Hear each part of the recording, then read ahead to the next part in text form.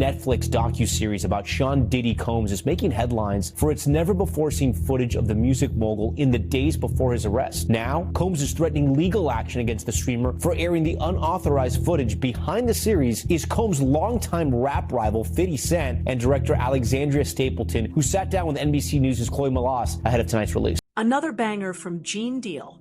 He's gone public with evidence about Tupac's shooting that 50 Cent allegedly left out of his Netflix documentary, including a $1 million check, claims that Diddy knew Tupac would be shot, and the real story behind Biggie's murder.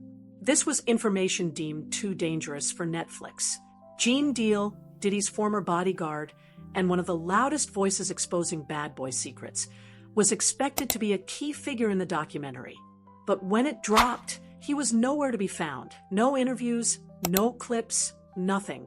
I want to put her on blast because she was telling me, she was saying to me that what I was asking for was crazy and they wasn't spending money like that. I'm talking about you got footage, you got clothing, I was doing footage, I had pictures, all the stuff that I had, you could figure out a way to pay them, brother, and stuff like that. And then I was telling her about some prices that I've already received and I had the invoices to show it. And then she was calling me like I was lying. I was like, yo, who do you think you talking to? You know what I'm saying? And she was talking about, there's no way nobody paid. Nobody what? I say, first of all you people come with these documentaries and stuff, the first thing you tell me, y'all tell these people out here that y'all don't pay, and y'all pay. If you can make a picture look like $10,000, $15,000, you know what I'm saying? You can sit here and tell me that you're gonna pay me for my time sitting right down here with y'all. You understand? So then, one thing led to another, and I was like, all right, well then, F you, I spoke to 50, and then she said 50, and this is exact words that came out her mouth. 50 does not determine what goes in and go out of this documentary. Now Gene is finally telling the world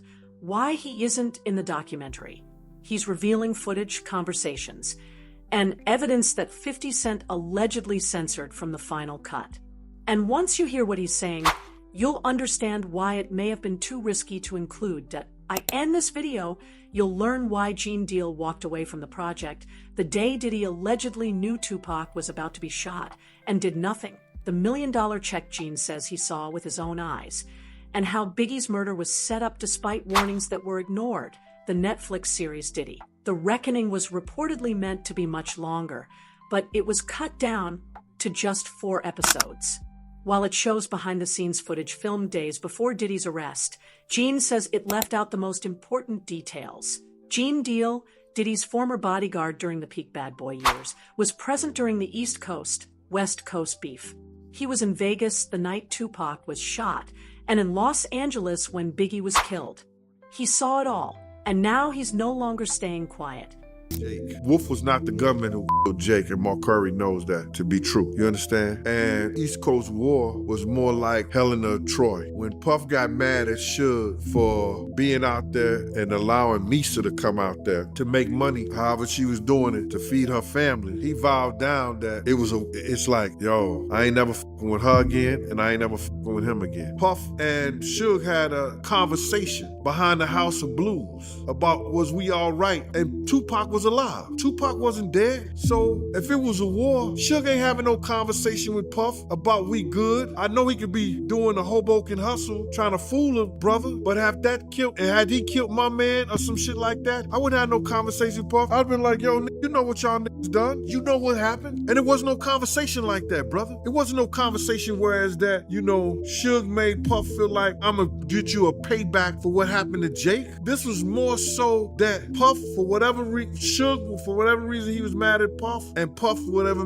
reason he was mad at Suge, it was between them two. It wasn't no whole East Coast wanted the West Coast dead, and the West Coast wanted East Coast to dead, because they still was going out, still chilling, still at places with each other. It was Bad Boy, and it was Death Row. It was no East Coast and no West Coast. West Coast dudes were still coming out on the East Coast getting love. East Coast niggas was still going out on the West Coast getting love. It was Bad Boy versus Death Row, and that's what it was, bro. And it was because because of the two CEOs. But Suge tried to straighten it out. I gotta get at the Suge. The Death Row East Coast was going to bring in Eric B. It was going to bring in Big D. And those brothers was from the East Coast. So now they was looking for a representative to come to the meeting from Bad Boy so they could straighten out the shit between Pac and Big and Death Row and Bad Boy. And Puff is the one who refused. Puff is the one to refuse to send a representative or either come himself, and got mad at Zip and them because they were in the Mirage on 57th Street partying with Suge Knight. Got mad at them, and Zip hung up the phone on behind that. But what you mean by Mark Curry? He know who killed Big J? It was some Jamaican dude from the Bronx. He's dead now. The police ended up killing him at Magic City. I don't know his name, but Mark Curry know that it wasn't Wolf. But when I was looking at the documentary, Kirk Burroughs, he did confirm that Big, he didn't want to go to LA, and they was actually getting warnings not to go to LA. But you know, Diddy, he wanted to go, man. Oh man, yo, we must have had warnings, man. I didn't know. I knew that we shouldn't be out there in the first place.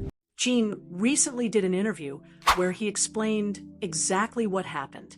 At first, he was working with the documentary team. They wanted his footage, his stories, everything. But then Gene had a conversation with the director, Alex Stapleton. That changed everything. According to Gene, she told him that 50 Cent had no control over either the payments or the content, making it clear that 50 wasn't the one calling the shots. When Gene heard what they were offering him financially, he felt completely disrespected. From Gene's perspective, it made no sense. He had footage no one else had and first-hand stories from being right next to Diddy during some of the most important moments in hip-hop history.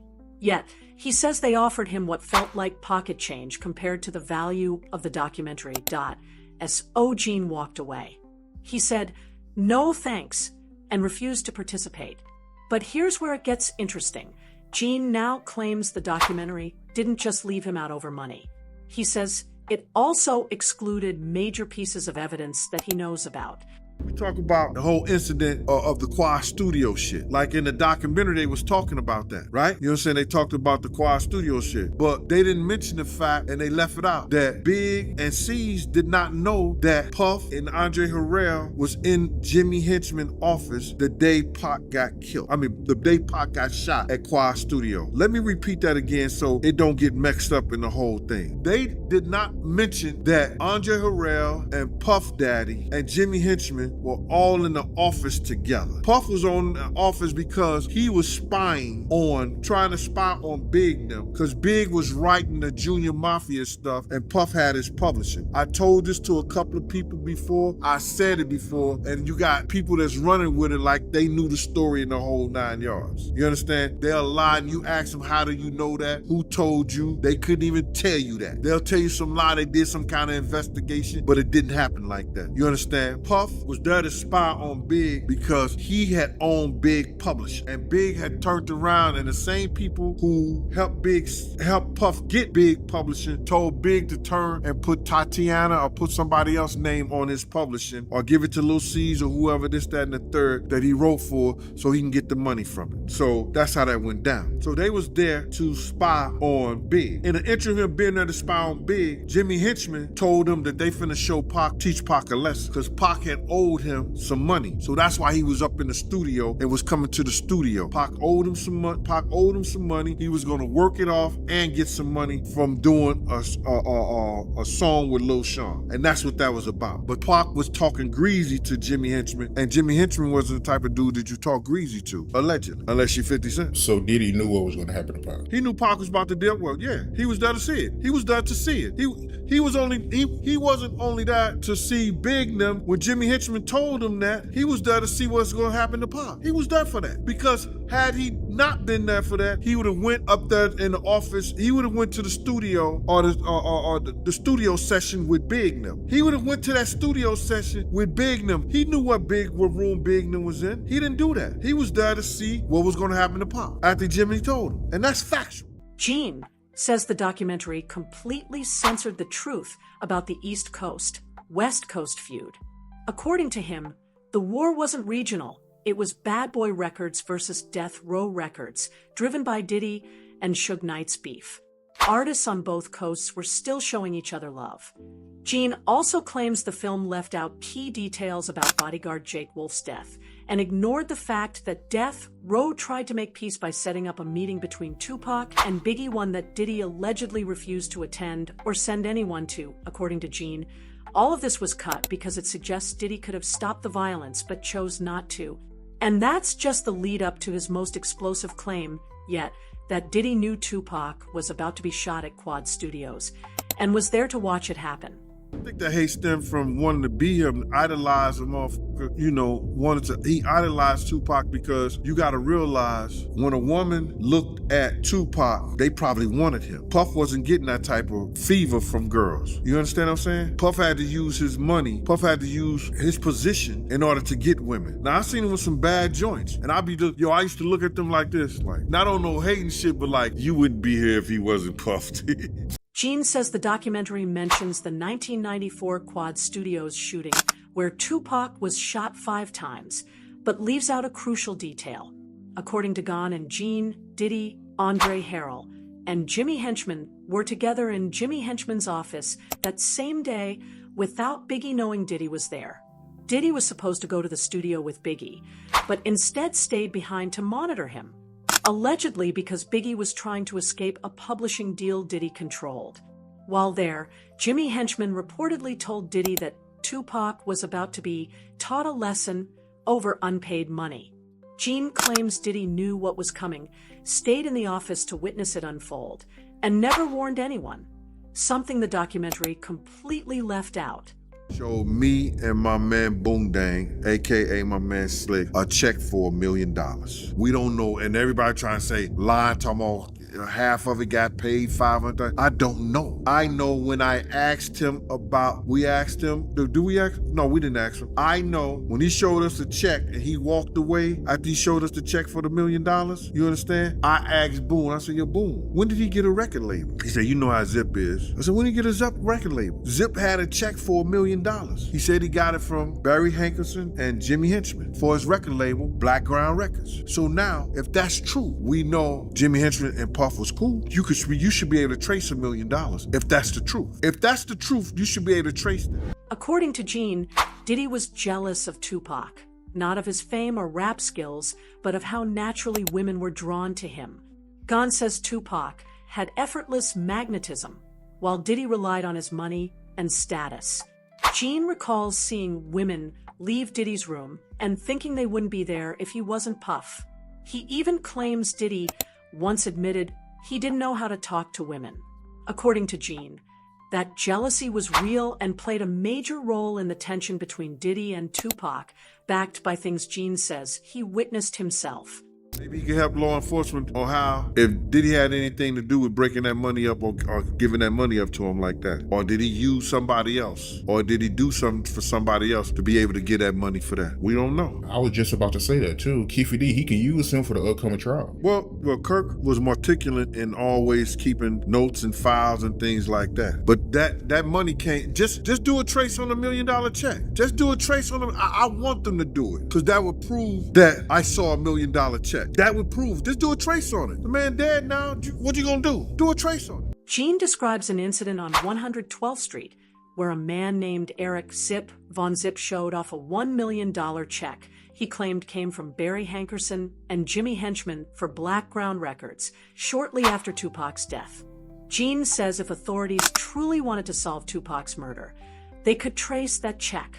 Unlike cash, a $1 million check leaves a clear paper trail through the bank, with records showing who signed and received it. Evidence Gene believes is still there to be followed. It just seems strange. Could Puff have been involved in Tupac's murder or Biggie's murder? I think that when you set up an atmosphere for something to happen, how involved are you? You set up the atmosphere. You put people in positions to get hurt. He knew that somebody was going to do something. He was told. I told him before we left. I told him. Mace told him. See, people ain't telling. See, everybody think that Gene Deal is the only one know this shit. I'm not the only one that's know this and privy to this information. I'm the only one that's speaking on it and has spoke on it. Now, people are coming out gradually, but when Puff set up an atmosphere for somebody to get hurt and they get hurt, don't you take some responsibility for that? Is that more tactics? He's not going to pull the trigger. He might not even pay someone to do so, but like releasing that song Who Shot You, that creates an atmosphere, creating certain things and planting seeds in somebody else's mind to be number one, where Tupac ends up getting killed, Biggie ends up being killed. Gene says former Bad Boy President Kirk Burroughs may hold key financial records tied to Tupac's murder, including payments made around that time. Gene believes it's nearly impossible to hide $1 million money trail, and that Kirk's documentation could be crucial if anyone chose to investigate. Gene was also present the night Biggie was killed and claims he received multiple warnings beforehand that an attack was coming. He asked for more security, but Diddy refused and dismissed the warnings. Gene says the party Biggie attended was planned in advance, not random, and that danger was obvious at the scene. After Biggie was shot, Gene claims they were driven to a hospital 30 minutes away instead of one just 2 blocks from the venue, something he believes may have cost Biggie his life. Gene argues that when someone creates the conditions for violence, they share responsibility for what follows. He claims Diddy was warned by multiple people, including Gene and Mays, yet did nothing to prevent harm. According to Gene, Diddy fueled the conflict through his actions, refused peace efforts, and ignored clear danger signs, ultimately creating an atmosphere that led to Tupac's and Biggie's deaths, without directly pulling the trigger or paying anyone. Gene also explains why 50 Cent may have left these claims out of his documentary. Legal risks tied to an active murder case, concerns about credibility and lawsuits, and financial disagreements over Gene's footage. Despite being excluded, Gene continues to speak publicly, insisting his first-hand knowledge and evidence were too explosive for the documentary to include, and leaving the public to decide what they believe.